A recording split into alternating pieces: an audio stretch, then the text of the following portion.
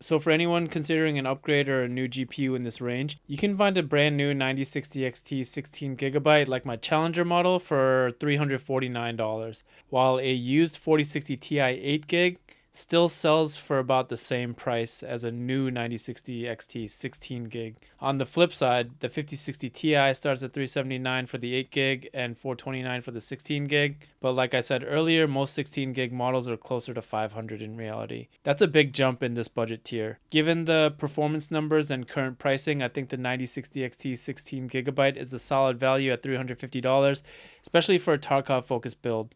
For that same price, you're only able to get last year's 60 Ti from Nvidia and likely just the 8GB model. Both of these GPUs are great 1080p cards and can handle 1440 native decently well and 1440 upscaled very well. The 9060 XT does edge out the 4060 Ti in raw power, but because Tarkov is so CPU bound, the performance is still fairly close. Except when pushing into 4K, that's where the 9060 XT really pulls ahead. That said, neither of these should be used for 4K native anyway, so that performance gap doesn't really matter much in practice. But if you're deciding on a purchase, you always want to get the most for your money, right? Ideally, these cards shine in 1080 high settings or 1440 with FSR or DLSS, and in both cases, you're basically hitting Tarkov's CPU plateau. In Tarkov, your CPU determines your FPS ceiling, and your GPU just determines what settings and resolutions you can play in. At the same price, it really comes down to preference. A 4060 Ti 8GB has less VRAM, but it has DLSS 4, which is currently the best rendering option in Escape from Tarkov. With the AMD card, you have more raw power, more VRAM, and newer architecture with the 9060 XT. Personally, it would be a toss-up between these two cards for me. Even though the 9060 XT has more VRAM, a lot of times that doesn't really matter because when you push up resolutions,